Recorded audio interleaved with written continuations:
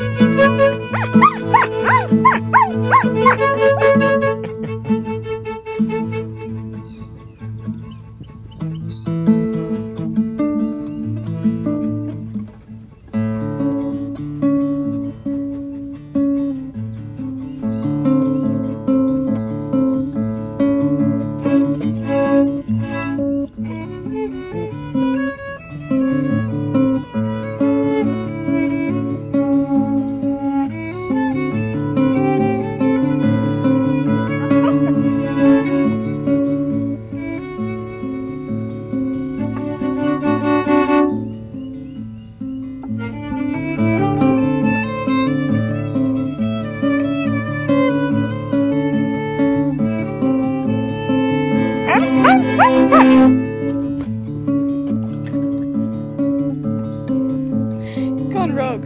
She likes these quiet vibes, right? I was like, Welcome, Melinda Rice and Amy K Bormet. Wow, that was so beautiful. What a lovely piece.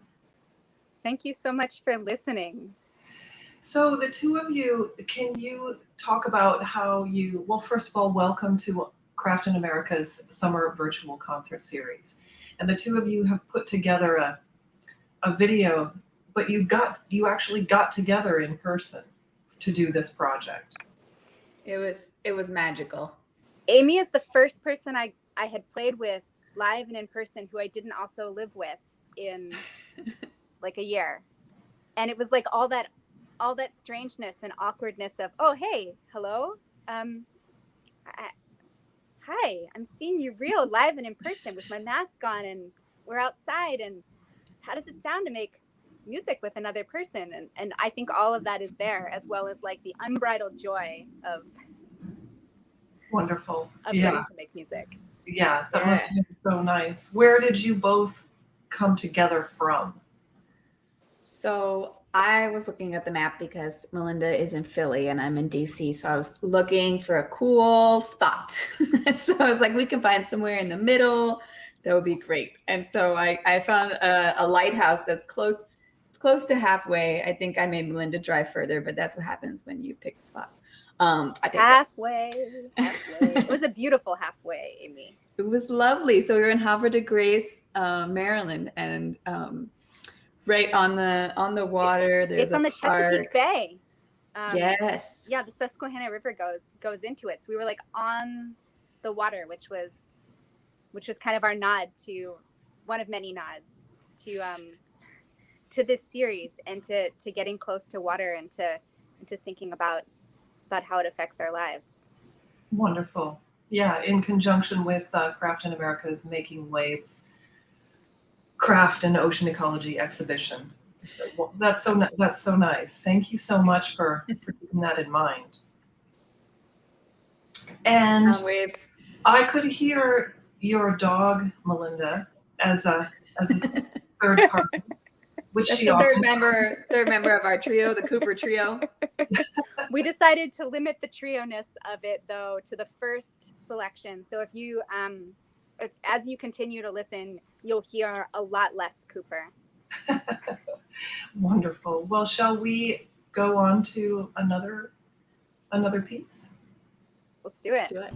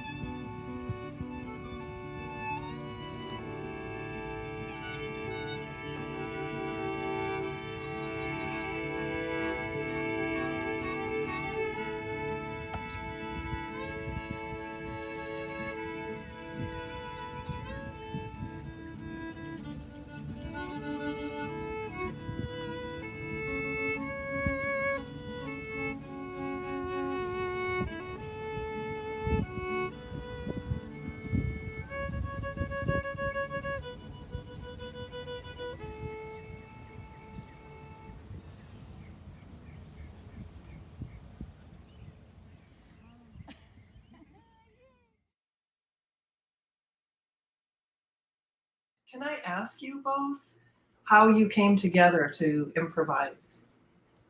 Yeah. Well, we just came together. We did a first round that you see in the video where we filmed the video and we did the recording. And it was very DIY. So we, had to set everything up and just try to make it all work. Obviously, with all the background sounds of the birds and the people walking by and the bicycles, and we had a lot going on. You can even hear the water a little bit. It's wonderful. A little bit of the wind, even too. And a lot of wind. A lot of wind. And then Melinda had a really awesome idea about how to add on top of what we had previously done. Because there's times, I mean, it's this thing that comes with necessity creating the circumstances that push to something new, which always happens for me.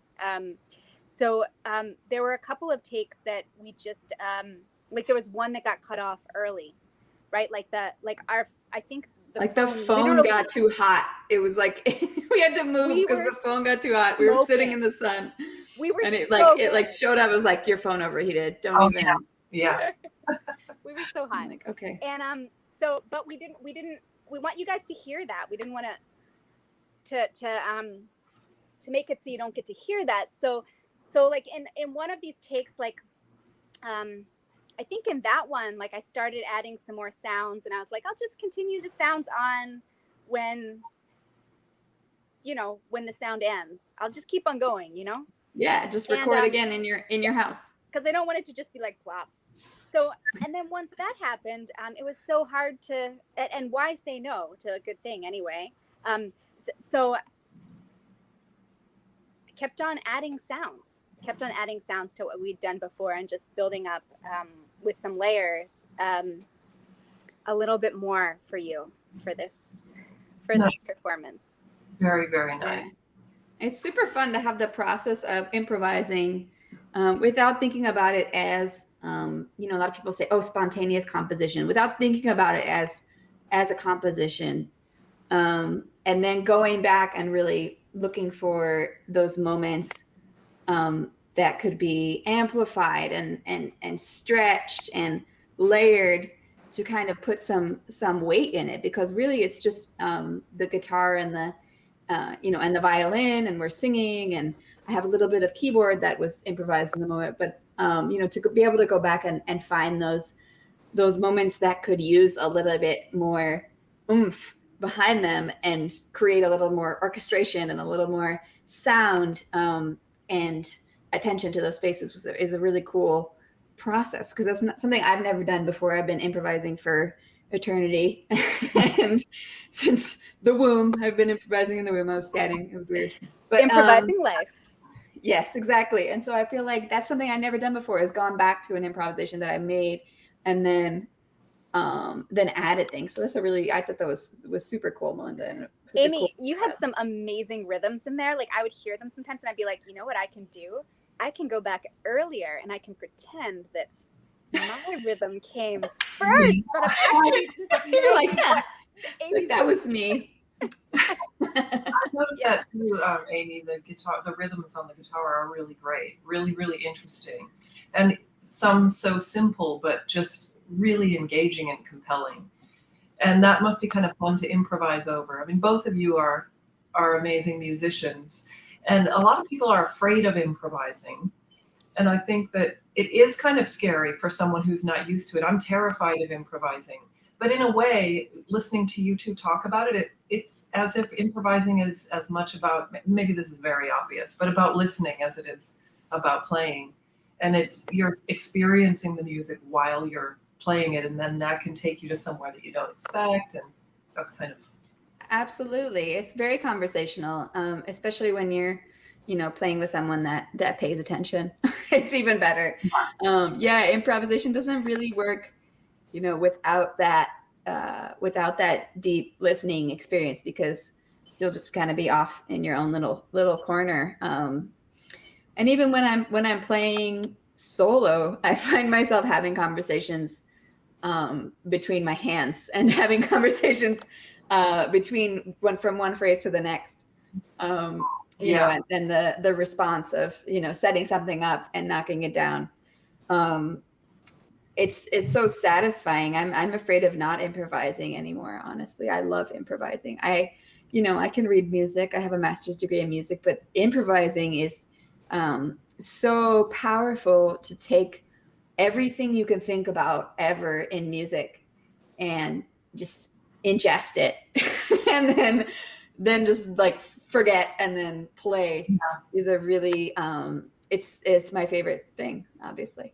Yeah, well, it's a great skill to have.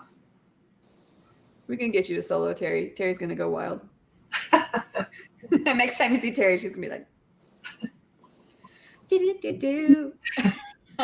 Well, you've inspired me. It's inspiring, to try improvisation. Really, in music or in anything, life is a big improvisation, isn't it? Or should be. There you go. Absolutely. We're making it all up. But I feel like, we've been working on trying to write songs within the period of an hour together. And so it's like, you're already improvising. You just don't think about it as the same muscle, because what it is composition with performance in its way. So you're composing in a performative way on the spot. And if it's with somebody, it's even better. So then you don't have to feel like you're all alone talking to yourself, which is what I do. And you're such a deep listener too. Like both of you are such deep listeners. And I think that's one of the things that for me gets me about improvisation is like, am I listening hard enough? Am I listening hard enough? Am I just waiting to think about like what triplets I'm going to play next? Because I mean, that's definitely like, it's happened. Yeah. And everybody who's played with me knows that. But I want to go deeper into listening. And you guys are both such amazing listeners. And so I think sometimes like there's more space when we're listening, right? There's more space when I'm listening. There's more space, silence, holding a note. Mm-hmm. And that's a thing that I'm getting comfortable with, that space.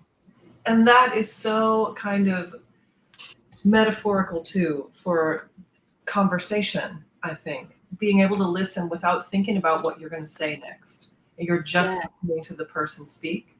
And then being able to be quiet and allow silences to happen. And it's fine. You don't have to fill it. It's really interesting. It's so very, very apropos to that musical conversation and just human. Absolutely. Yeah. And I think something that's really interesting is a lot of times there's these levels of instruments where we think, okay, well, if it's the piano or the guitar, it's accompanying the violin or accompanying the voice. And playing with Melinda is like, it's very perfect because she will like, we can flip and we can roll reverse. And it doesn't feel like I'm just accompanying Melinda or she's just accompanying me. Like everything can kind of flow, and it makes for such a beautiful, that conversational aspect of it, even within the realm of music and thinking, oh, this is normally a solo instrument and this is a accompanying instrument. So that's why this was extra fun. Yeah, very fun. Yeah. It sounds great. Plus, I never get to play strings, so I was very excited to play strings next to Melinda and pretend I was playing the violin, but I wasn't. It was like, but it was kind of like, I mean, I kind of want to take credit for the things you were playing, like the things you were making. I want like to share in the making of them. So like you get to share in the making of the violin part too. Yeah, definitely. Like we're sharing on it. And it's like, it's also like, I think about like bodies of water, like they're really connected. Like they're really connected. There's not like this river stops here and this bay starts here. It's like the water isn't having any of that. It's not like, oh no, I'm not going to go over there. Yeah. It's just flowing. It's just flowing and it's just sharing. Yeah.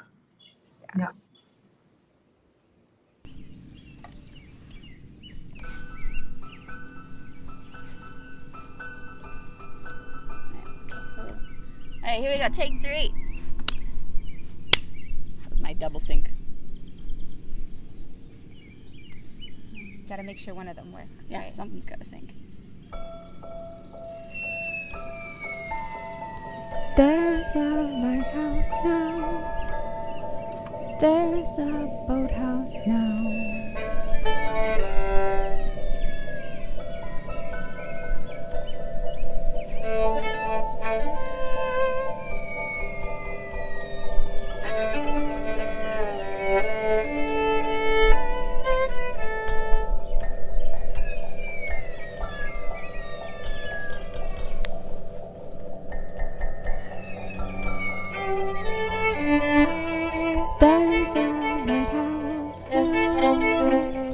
There's a lighthouse now. There's a boathouse now.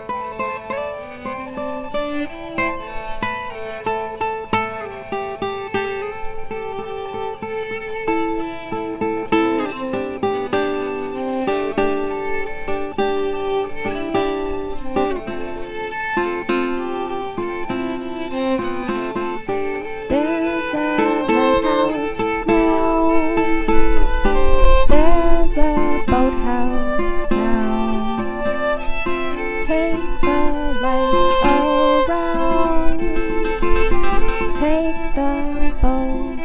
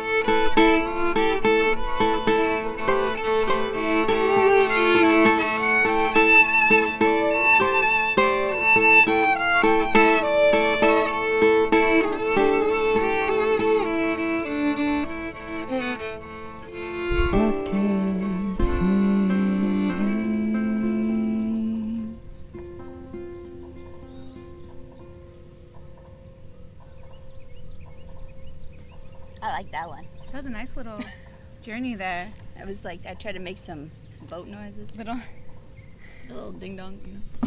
Ding dong boat. Yeah, I heard some of yours, you know, ding ding ding.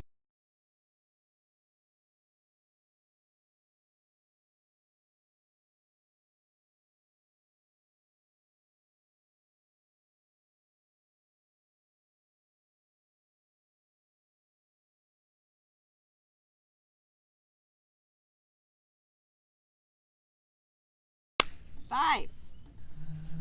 Easy,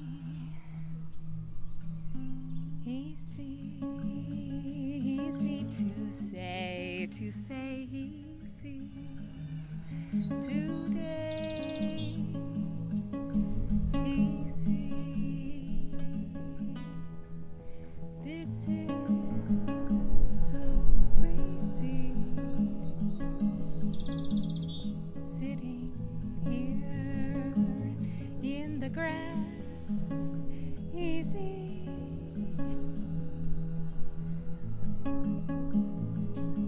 Air floating by,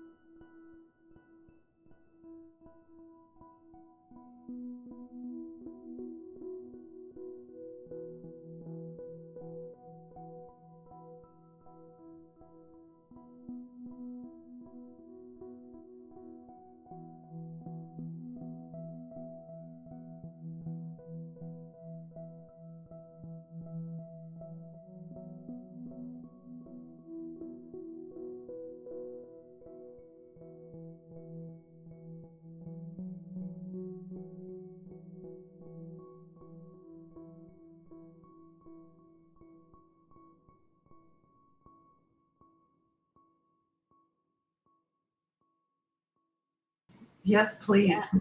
Melinda, you have a quote that you'd like to share with us. Yeah. So I've been reading the poet Natalie Diaz, and she talks about how the ache of thirst translates to all bodies along the same paths: the tongue, the throat, the kidneys. And I've just been thinking about that thirst for being with other people. When I look at this video of me and Amy together on the banks of the Chesapeake Bay, like there's so much water there that there even has to be a lighthouse, right? Like there's so much water that people need a warning that there's going to be land. I also just think about addressing that thirst for being together, and making something with someone else. Nice. I love that. I love the idea of quenching something, but physically, it's physical water, and the idea of the liminal space in between the water and where it meets the lighthouse and where we're sitting felt like such a transitional space. And when we recorded it, a lot less things were open than they are now. So it feels like, we were kind of at the cusp of something. We were at the cusp of heading back out into a different space and a different type of thirst quenching vibe with the water there too. Guess we're all in kind of a liminal space now, aren't we? Yeah, perpetually. Yes. Yes. We've kind of all been thrust into this space of not knowing, this between space, and I don't know, maybe water is so often that space because it doesn't really create that many barriers, right? It doesn't say no that often. It like creates resistance, and like resistance builds strength too. So so we're in this between time, all of us. Mm-hmm. Yes. Yeah, but playing next to the water feels like, it feels like a different thing. And I spend so much time like being in buildings with a giant piano, like the physical weight of being in with a piano, and then having this having this moment with you, and we're like basically having a glorious musical picnic, and and having that next to the water makes me feel like what is the fluidity with transition? What is the fluidity? How can I think about being more flexible and more adaptable, and what can I do to just kind of go with the flow with what's happening around me, and with improvising. And it's just such a beautiful space to be in, to think about water and acting like water, and what does water sound like. Like what if I was water all the time, right? Like I love what you were saying about like the improvising, and Amy and I have, it's been such a pleasure with Amy and with you too, Terry, getting together weekly and writing songs together at the same time, in each in our different spaces. And that feels a little like improvising. But then once it's done, it's like, it's set. It has this, this form. Something that didn't exist before. Yeah. And the improvising, like getting together to improvise together instead of getting together to play like a song that we'd written ahead of time, which I thought about. I thought about being like, Amy, play this song. I've got this song, play these exact notes. But like getting together and not telling somebody else what it's going to be, but letting us find out what it's going to be at the same time together. There's something very flowing about that, very becoming. Absolutely. Becoming as in attractive, and also becoming as in becoming. Yes. Well, shall we hear another one? Let's do it. Definitely.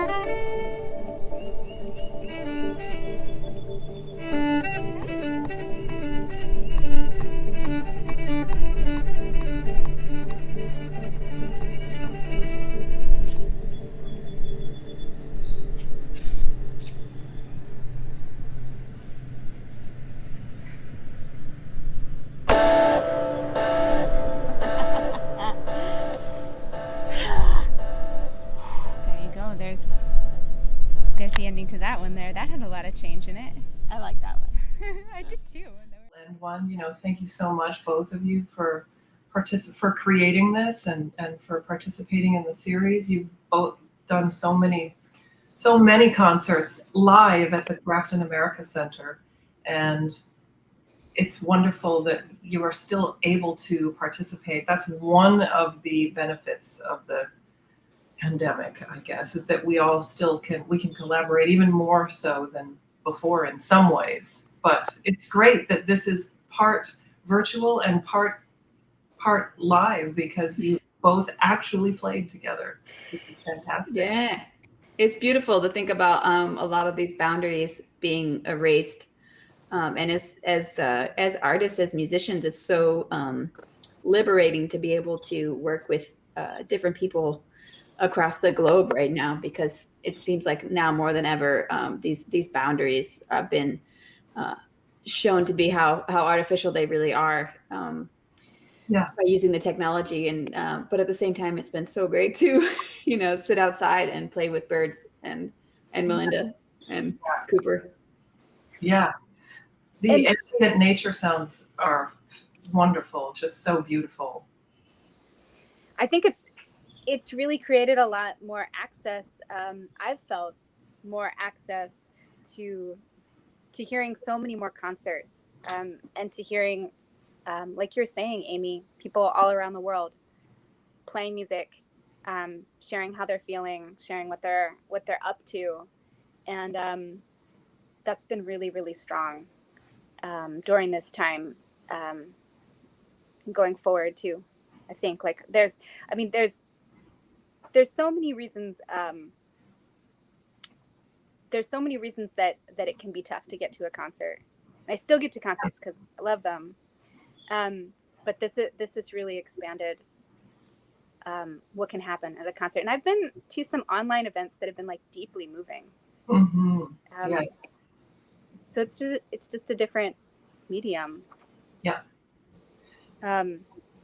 Yep, and a way to it makes the music more accessible to more people. So that can only be a good thing. Yeah, absolutely.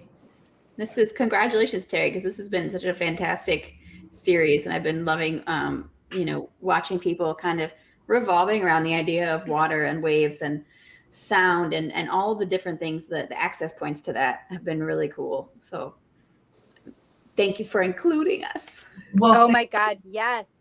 I'm sorry to cut you off, but I have to say, if anybody's watching this and you haven't watched the other videos in the series, go watch them, because there are some phenomenal artists who Terry's brought together for this series, who are just doing stuff from literally making music with the sea creatures. Yes. That was what we got to get to that level, Melinda. We're trying to get on sea creature level. I love having goals. Eventually went there. Yeah. Having goals with you two is an amazing thing. So, and I'm expanding it too. Anybody else who wants to join us in these goals, I'm up for it. Yes. I mean, also like being around another person makes me feel like less weird about being who I am too. And I think that's incredibly powerful right now too. Like it just makes me feel less awkward about being me, about making choices when I'm making them with other people, and when you're responding in real time with what you're playing. I'm like, oh yeah, oh that was a wide and opening choice there. Yeah, I love making music and not being able to watch myself do whatever I'm doing. Yeah. Like I just want to make music and not think about my hair, like, oh man. Yeah. Okay. Which looks a lot of effort. Letting it be all about the music. music. Looks smart and intelligent, and thank you. Both of you have really smart, intelligent hair today, I think. Smart. Our hair hang. I do just want to say thank you a lot. Thank you so much for mentioning the other concerts, and they can all be, including this one. They are preserved on Craft in America's YouTube channel and on the Facebook page, so they are forever viewable, just so you know. So everyone knows. Yeah. Yeah. And I just want to thank both of you again for participating and for being part of the Craft in America family for so long and giving so much to our musical programs for many, many years. I love being part of this family. Yeah. This is the hang. I've had so much fun, with both of you playing in the Craft in America space, but now it's like so great to be able to keep that up, even though Melinda and I have both switched coasts for the moment, and it's just so great that we can keep making music and being a part of the Craft in America hang. Yeah, absolutely. Well, is there anything more you'd like to add? What a wonderful program it was. I keep saying wonderful, but it really is. It's gorgeous, gorgeous improv. Thank you. I got nothing. I want to give a dedication to Matt Devendorf for hanging out with Cooper at the water, and Matt is amazing. Allowing Melinda and I to make a lot of music. He also was fending off strangers when they tried to like walk over and talk to us while we were recording. He's like, just 1 second. Just wait. Just wait a second. Excellent. Gotta have some backup. Yeah. Yep, and Matt's done a fair amount of playing for the Craft in America Center as well. Absolutely. We're all rotating around. Yeah. All right. Well, thank you so much, both of you. I will see you very soon, and tune in to our YouTube channel and our Facebook page to view this concert after it airs, and all the other ones, and all of our other programs as well. Center Talks, and yes, and They're amazing. Yeah, episode clips and full Craft in America episodes. We have 25 episodes now of the Craft in America PBS series. So yeah, check it out. Awesome. Thank you, Terry. Thank you, Melinda. Thank you, All right. Terry. Thank you, Amy. Bye.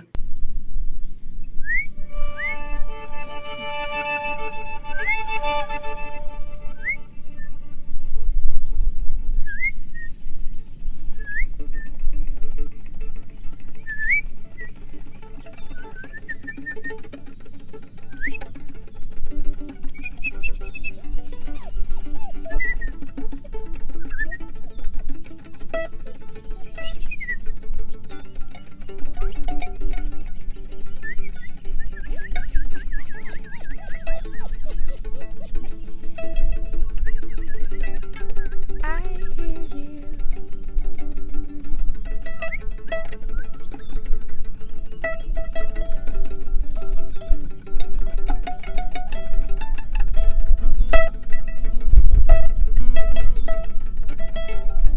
Though you're far away.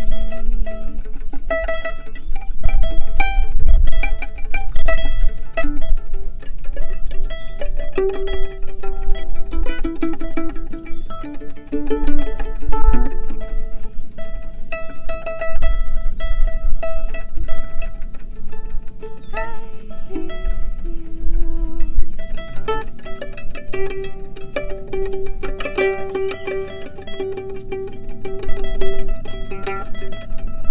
Though